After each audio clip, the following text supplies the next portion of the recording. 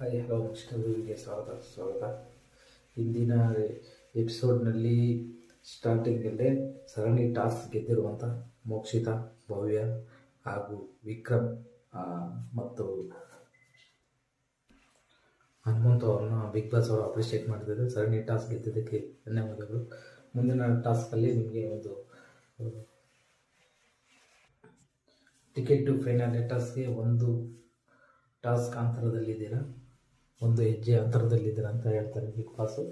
ನಾಳಿನ ಟಾಸ್ಕ್ನಲ್ಲಿ ಯಾರು ಗೆಲ್ತಾರೋ ಅವರು ಮುಂದಿನ TTF ವಿನ್ನರ್ ಆಗ್ತಾರೆ.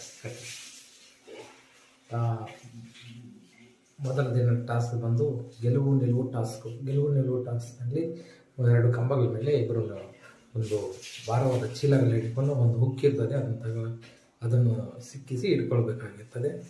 ಆ ಟಾಸ್ಕ್ನಲ್ಲಿ ಭವ್ಯ ಹಾಗೂ ವಿಕ್ರಮ್, ಹನುಮಂತಣ್ಣ ಹಾಗೂ ಮೋಕ್ಷಿತ್ ಅವರು ಆಡ್ತಾ ಇರ್ತಾರೆ. ಆದರೆ ಇಲ್ಲಿ ಉಳಿದಿರುವಂಥ ಸದಸ್ಯರು ನಿಮಗೆ ಇಷ್ಟವಿಲ್ಲದವರನ್ನು ಹೊರಗೆ ತೆಗಿಬೋದು ಅಂತ ಬಿಗ್ ಬಾಸ್ ಹೇಳ್ತಾರೆ. ಚೀಲಗಳನ್ನು ಸಿಕ್ಕಿಸಿ ಅವರಿಗೆ ಭಾರ ಜಾಸ್ತಿ ಮಾಡಿ ಹೊರಗಡೆ ತೆಗಿಬೇಕಂತ ಒಂದು ಅನೌನ್ಸ್ಮೆಂಟ್ ಆಗ್ತದೆ. ಆ ಅನೌನ್ಸ್ಮೆಂಟಲ್ಲಿ ಮಂಜಣ್ಣ ನಮಗೇನು ಅವರು ಒಮ್ಮತ ನಿರ್ಧಾರ ಅಂತ ಅನಿಸಿಲ್ಲ. ಮಂಜಣ್ಣ ಹೇಳಿದ್ರು, ಎಲ್ಲರೂ ಅದನ್ನೇ ತಗೊಂಡ್ರು. ಭವ್ಯ ಗೋಣ ಅಂತ ಹೇಳ್ತಾರೆ.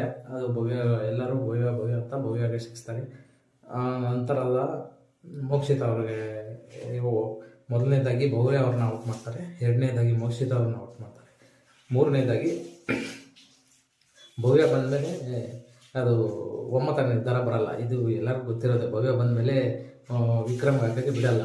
ಭವ್ಯ ಬಂದಮೇಲೆ ಒಮ್ಮತ ನಿರ್ಧಾರ ಆಗಲ್ಲ. ಹಂಗಾಗಿ ಉಸ್ತುವಾರಿ ನಿರ್ಧಾರ ಆಗಿರುತ್ತೆ. ಉಸ್ತುವಾರಿ ಬಂದು ಫೇವರಿಸಮ್ ಮಾಡ್ದಂಗೆ ಕಾಣಿಸುತ್ತೆ. ಉಸ್ತುವಾರಿ ಆಗಿದ್ರೆ ಎರಡೂ ಕಡೆ ನ್ಯಾಯ ಮಾಡ್ಬೋದಂತೆ, ಬರೀ ಹನುಮಂತಿಗೆ ಹಾಕ್ತಾರೆ. ಇಲ್ಲಿ ಭವ್ಯ ಬಂದಮೇಲೆ ಒಮ್ಮತ ನಿರ್ಧಾರ ಆಗಲ್ಲ. ಅದು ಎಲ್ಲರಿಗೂ ಗೊತ್ತಿರೋದೆ. ವಿಕ್ರಮ್ ಹಾಕೋಕ್ಕೆ ಹೇಳ್ತಾರೆ, ಅದು ಭವ್ಯ ಒಬ್ಬರೊಬ್ಬಲ್ಲ, ಅದು ಒಮ್ಮತ ನಿರ್ಧಾರ ಆಗಲ್ಲ. ಹಾಗಾಗಿ ಅದು ಉಸ್ತುವಾರಿ ನಿರ್ಧಾರ ಆಗಿರುತ್ತೆ.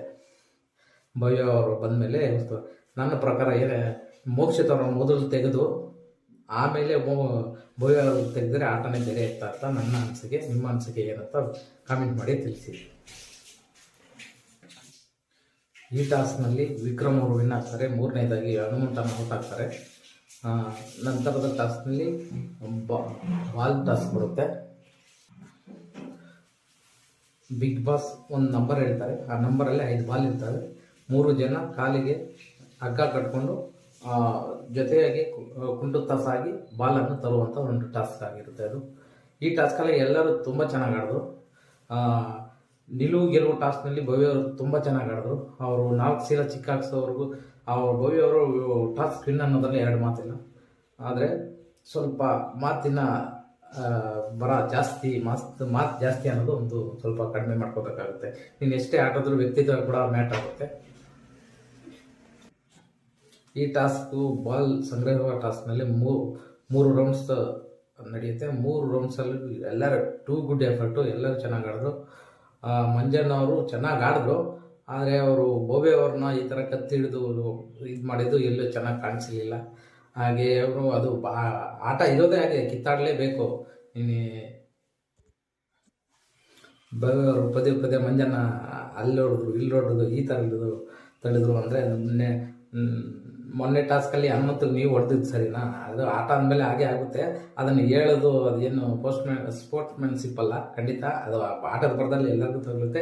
ಅದು ಇಂಟೆನ್ಷನಲ್ಲಿ ಮಾಡಿದ್ರೆ, ಆದರೆ ಇಂಟೆನ್ಷನಲ್ಲಿ ಮಂಜಣ್ಣ ಕತ್ತಿಡಿದ್ರೆ ಅದು ಇಂಟೆನ್ಷನಲ್ಲಿ ಅದು ಎವಿಡೆಂಟಾಗಿ ಕಾಣಿಸುತ್ತೆ. ನೋಡುವಂಥ ಪ್ರತಿಯೊಬ್ಬ ಪ್ರೇಕ್ಷಕನಿಗೂ ಕಾಣಿಸುತ್ತೆ. ಅದು ಖಂಡಿತ ತಪ್ಪದು. ಆದರೆ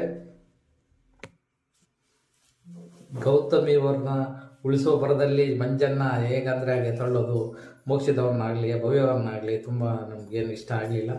ಆದರೆ ಈ ಟಾಸ್ಕ್ನಲ್ಲಿ ಮಂಜಣ್ಣ ಅವ್ರ ತಂಡ ವಿನ್ ಆಗುತ್ತೆ, ಧನರಾಜ್ ಅವರ ತಂಡ.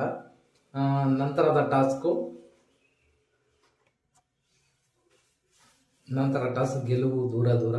ಆ ಟಾಸ್ಕ್ನಲ್ಲಿ 5 ಬಾಲ್ ಇರ್ತವೆ. ಆ ಬಾಲನ್ನು ನಂತರದ ಟಾಸ್ಕ್ ಗೆಲುವು ಒಗ್ಗಟ್ಟಿನಲ್ಲಿ ಬಲವಿದೆ. 5 ಜೊತೆ ಬಾಲ್ಸು ಒಂದೊಂದು ಕಡೆ 5 ಬಾಲ್ಸ್ ಇರ್ತದೆ. ಬಿಗ್ ಬಾಸ್ ಯಾವ ನಂಬರ್ ಇರ್ತಾರೋ ಆ ನಂಬರಿಂದ ಬಾಲ್ ತರಬೇಕಾಗುತ್ತೆ. 3 ಜನ ಕಾಲಿಗೆ ಹಗ್ಗ ಕಟ್ಕೊಂಡು ಒಂದು ಕಾಲಿಂದ ಕುಂತ್ಕೊಂತ ಸಾಗಿ ತರಬೇಕಾಗುತ್ತೆ.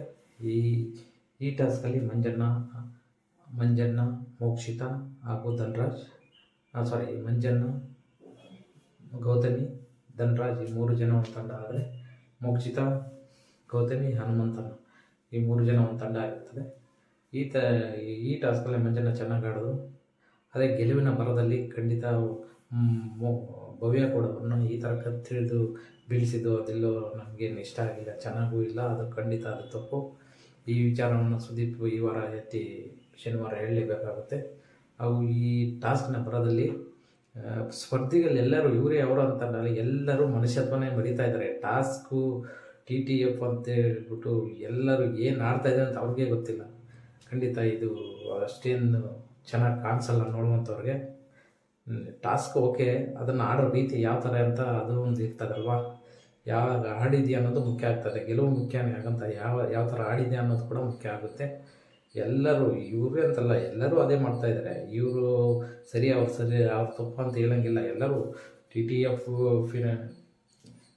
Task to finale, ticket to ಫಿನಾಲೆಯಲ್ಲಿ ತುಂಬ ಜನ ಕೊಡ್ತಾರಂಥ ಸರಣಿ ಟಾಸ್ಕಲ್ಲಿ ತುಂಬ ಎವಿಡೆಂಟಾಗಿ ಕಾಣ್ತಾ ಇದೆ. ಯಾರು ತುಂಬ ಫಿಸಿಕಲ್ ಆಗ್ತಾಯಿದ್ದಾರೆ. ಇನ್ನೊಬ್ಬ ತಳ್ಳೋದು, ನೂಕೋದು, ಖಂಡಿತ ಅದು ಏನು ಅಷ್ಟೊಂದು ಚೆನ್ನಾಗಿ ಕಾಣಿಸಲ್ಲ. ಆಟ ಕೂಡ ಮುಖ್ಯ ಆಗುತ್ತೆ. ಈ ಟಾಸ್ಕ್ನಲ್ಲಿ ಮಂಜಣ್ಣ ಅವರ ತಂಡ ವಿನ್ ಆಗುತ್ತೆ. 7 ಬಾಲ್ ಕಲೆಕ್ಟ್ ಮಾಡಿ. ಹನುಮಂತನ ಕಡೆಯಿಂದ ಭವ್ಯಗೌಡ ಅವರ ತಂಡ 6 ಬಾಲ್ ಕಲೆಕ್ಟ್ ಮಾಡಿ ಸೋಲುತ್ತೆ. ಈ ಟಾಸ್ಕಲ್ಲಿ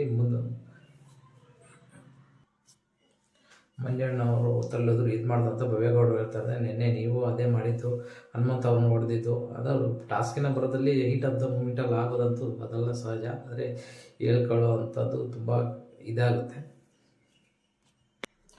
ನಾವು ಮಾಡಿದ್ರೆ ಸರಿ, ಬೇರೆಯವ್ರು ಮಾಡಿದ್ರೆ ತಪ್ಪು ಅನ್ನೋ ಥರ ಆಗುತ್ತೆ. ಖಂಡಿತ ಇದು ಟಾಸ್ಕ್ ವಿಚಾರ ಅದೆಲ್ಲ ಮಾಮೂಲಿ. ಇದನ್ನು ದೊಡ್ಡದಾಗಿ ಕಂಪ್ಲೇಂಟ್ ಥರ ಮಾಡೋದೇನು ಬೇಕಾಗಿಲ್ಲ. ತದನಂತರ ಒಂದು ಆಕ್ಟಿವಿಟಿ ಕೊಡ್ತಾರೆ ಬಿಗ್ ಬಾಸು. ಸರಣಿ ಟಾಸ್ಕ್ ಸೋತಿರುವಂಥ ಮಂಜಣ್ಣ, ಗೌತಮಿ, ಧನ್ರಾಜ್, ಚೈತ್ರಕ್ಕ ಇವರಲ್ಲಿ ಯಾರು ಒಬ್ಬರು ಮುಂದಿನ ಟಾಸ್ಕಲ್ಲಿ ಆಡದೇ ಇರೋ ರೀತಿ ಒಬ್ಬರನ್ನು ಹೊರಗಡೆ ಇಡಬೇಕು ಅಂತ ಟಿಕೆಟ್ ಟು ಫಿನಾಲೆ ಟಾಸ್ಕಿಂದ ಹೊರಗಡೆ ಇಡಬೇಕು ಅಂತ ಬಿಗ್ ಬಾಸ್ ಹೇಳ್ತಾರೆ. ಈ ಒಂದು ಇದರಲ್ಲಿ ಎಲ್ಲರೂ ಚೈತ್ರ ಅವರ ಹೆಸರು ಹೇಳ್ತಾರೆ. ಆದರೆ ಚೈತ್ರ ಒಪ್ಪಲ್ಲ. ಒಪ್ಪಿದ್ರೆ ಚೈತ್ರ ಯಾಕೆ ಹಾಕ್ತಾರೆ ಅವರು. ಆಮೇಲೆ ಬಿಗ್ ಬಾಸ್ ಮುಂದೆ ನಿಂತು ಎಲ್ಲರೂ ಒಮ್ಮತ ನಿರ್ಧಾರ ವ್ಯಕ್ತಪಡಿಸ್ತಾರೆ. ಅದರಲ್ಲಿ ಎಲ್ಲರೂ ಚೈತ್ರ ಅವರ ಓಟ್ ಆಗೋದ್ರಿಂದ ಚೈತ್ರ ಅವರು ಇದರಿಂದ ಹೊರಗಡೆ ಉಳಿತಾರೆ.